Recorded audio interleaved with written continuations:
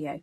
This week I am easing back into making by working small. So small prints keep the pressure low, they give you really quick wins, and they naturally strengthen your composition skills. They often result in work that's far more powerful than you might expect as well. If you don't know me, I'm Ruth. I'm an artist, printmaker and teacher, and I help artists to deepen their practice through hand printing at home.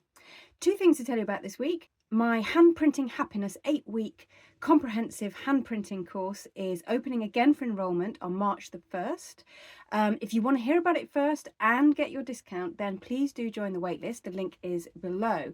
There is also a Make Your Mark online event. It's 3 days of prompts, short videos and live sessions with me, all about mark making, specifically with hand printmaking. It's a real joy. It's so much fun. So if you want to register for that, then please do. That is the 27th of February to the 1st of March. The link again is down below. You'll get all the information once you register. Right, let's get printing. So here I'm starting with a few things. I've got some paper. These are sort of scraps of sort of thicker Japanese paper. I think one of them is watercolour paper as well. So this is great for using up little scraps, little ends of bits of paper that you don't know what else to do with. But I have made them big enough that there's lots of white space around my little plates, my little printing plates, because small prints do look good with white space around them. So I've got here some little printing plates. I've got a little card one. There's an old membership card. I've actually already tried that one out and there's got some scratches in it. So it's a little drypoint plate. But I'm going to make all of these little plates the same size. This is some food packaging, this white, sort of larger white pieces, some very shiny food packaging that I thought would be perfect for a little printing plate. It will be really good for just like a little monoprint because the ink will wipe off really nicely. But it could also work as a dry point plate as well. You could sort of scratch into the shininess and that could work as well. So what I've actually got here is 4 little plates. They're about the size of business cards or membership cards. I don't know if you can see there. That one's already been scratched into with my etching needle. And I'm just going to add a few more scratches. So it's basically a little landscape, seascape. I've got a horizon line, I've got some land, I've got some kind of rain clouds. So that's that one. This is a little really nice business card actually. It's just rough card. So that is actually, when you put ink on that and print it, it will kind of print a sort of mid-tone, I think. But I'm also going to add on some kind of rough-ish masking tape as well. So I'm going to make this into like basically a little collagraph plate, a collage printing plate. So just adding the tape in there, again along the same horizon line as the other printing plate, so that I can sort of mix and match these plates. I can place them on top of each other and play around with them. I'm just going to scratch into that tape as well with my etching needle, but you know, you could use anything really here, a nail or a screw or something like that, just anything sharp to make a nice line. And the other thing I'm going to put on this plate is some PVA glue actually. So PVA glue will, when you put ink on and wipe it off, is quite smooth and shiny once it's dry. So that hopefully will be sort of a little bit different to the mid-tone that the rest of that plate's going to be. This one is shiny again, and I've just ripped off some of the shininess. So we should have some really nice little plates to print with, one on top of the other or separately, whatever. So this is etching ink actually with a little bit of extender. I'm just going to mix that in with my spatula. You don't have to use etching ink, it's just that I am going to do some sort of small dry point plates, so oil-based ink is good. And then I've mixed some colours here, just some nice colours that I think that I like really. So I'm actually dampening my paper. I don't always do that, but for this I am. So I've just popped it into a little bath of water there, hopefully for about 5 to 10 minutes. And I'm going to actually put some ink on these printing plates. So I'm going to start with this well, basically it's a dry point plate. So that's a plate that's got scratches in it. And I'm just pushing the ink into the scratches with my spatula. I'm going to take the excess off with this newspaper. Because it just makes it a little bit easier. But the joy of working with these tiny little plates is it's really quick. They're so quick to ink up. So I'm just wiping off the ink from the areas that I don't want it. So what hopefully will happen is that that black oil-based ink is going to stick into the scratches I've made. And that's essentially what a dry point plate is. But again, you know, that took me such little time because it's just such a little plate. It's really nice and easy to do. And I'm actually going to basically do the same with this one. So this is where I've sort of ripped off the shiny surface to reveal the rough card underneath. So what should happen is that the ink is going to stick to the rough surface underneath. And I can wipe away the rest of it. Yeah, that's wiping off quite nice. I'm just using a rag for this, some old rags. You could use kitchen towel. So essentially these are two little intaglio plates, two little dry point plates, and just goes to show that you can do this at home. You can do intaglio printmaking at home.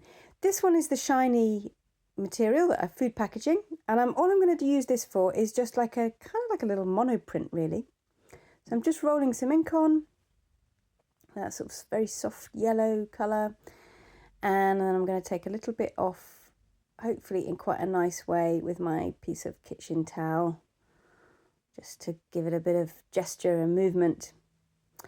So the next thing I'm going to do is just blot my paper. It's been soaking for about 10 minutes now. I'm just going to put it into the newspaper, take the excess water off. I just want it damp, not wet. And I've got my 3 printing plates ready. This is clean newspaper, so not the stuff that I use to ink up all my plates. So this should be clean.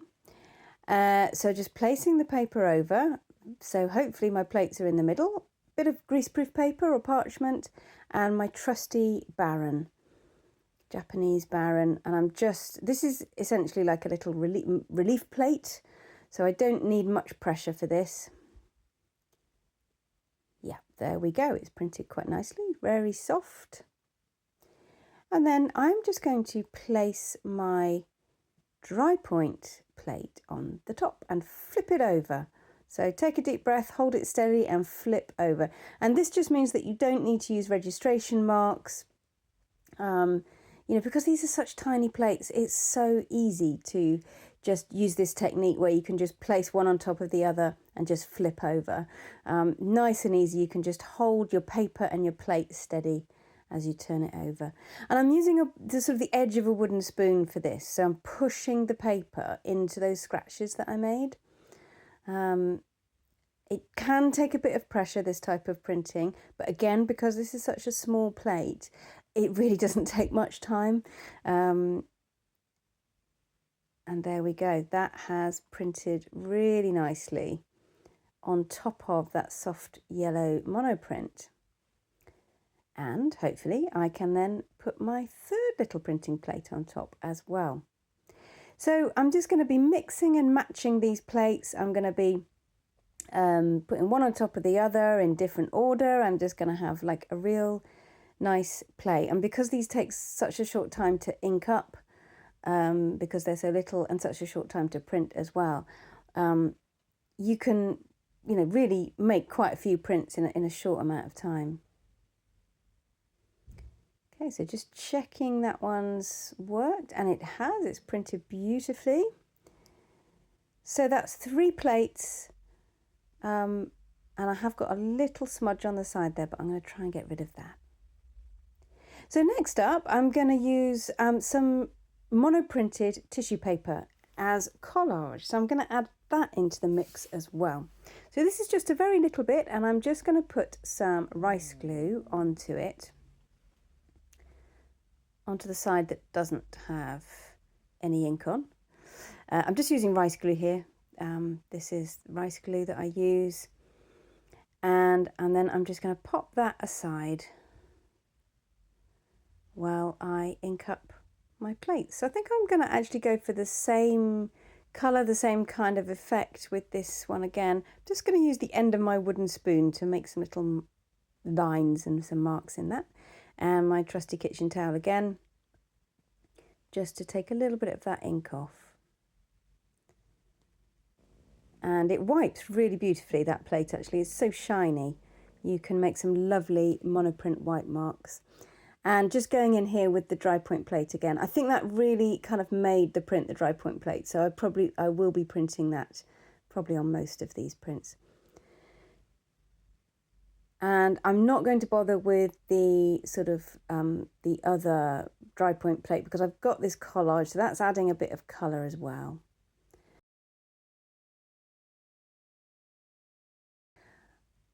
Glue side up along the horizon line. And placing my paper back on again, greaseproof or parchment over the top. Now, this is just taking a monoprint with a bit of collage, so I don't need to press too hard.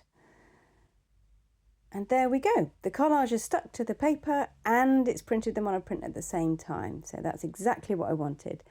I'm going to place the little dry point plate over the top and flip.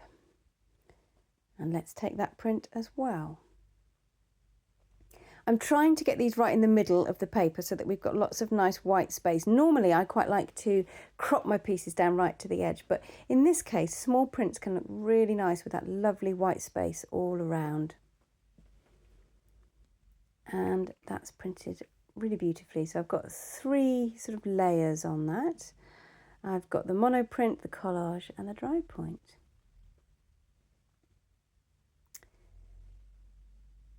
So I'm just doing another one here.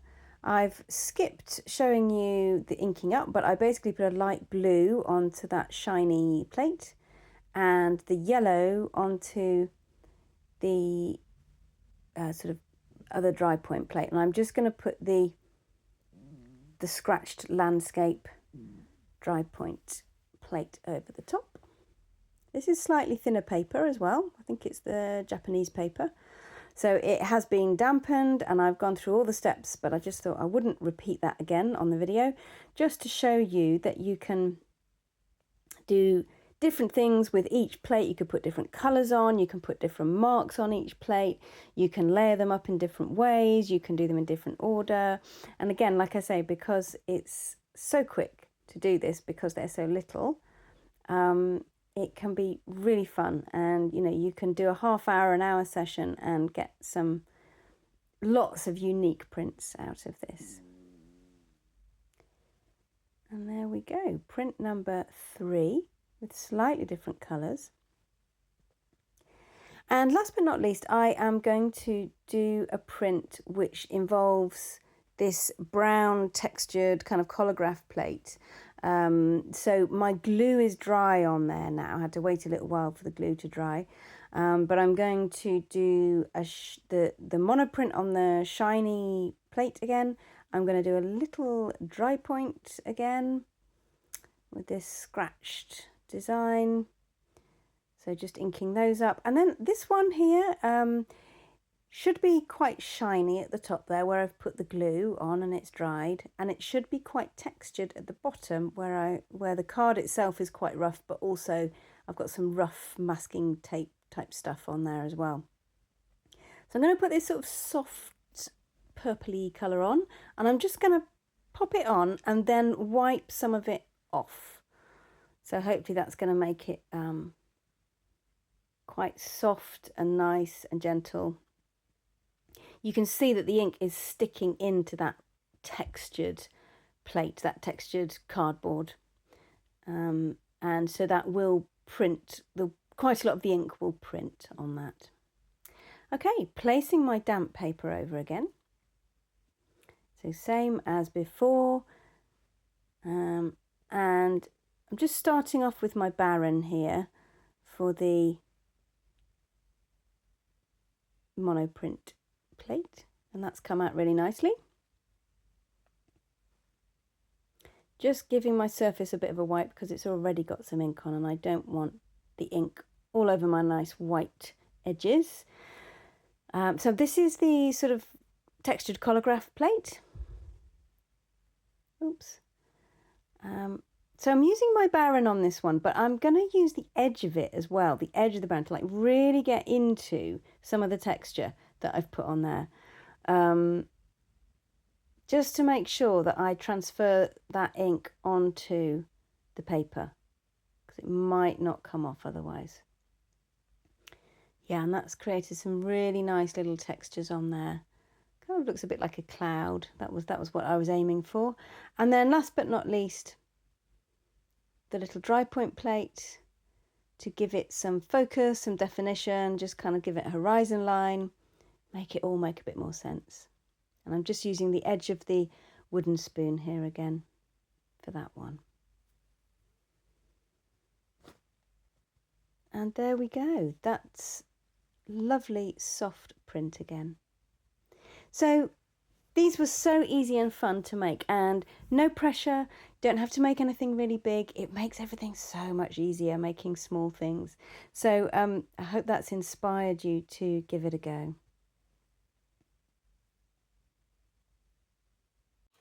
Well, I hope that's shown you that you don't have to do massive big things to make a big impact. Small is good.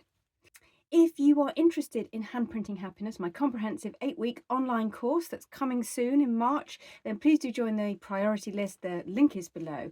And before that, a free event, Make Your Mark. And again, if you want to register for that, I've got a link below. And that is all about mark making, handprint making, really good fun. And it's going to just be 3 days of prompts, short videos, live sessions with me. So if you want to register for that, please do, link below. I'll see you next week.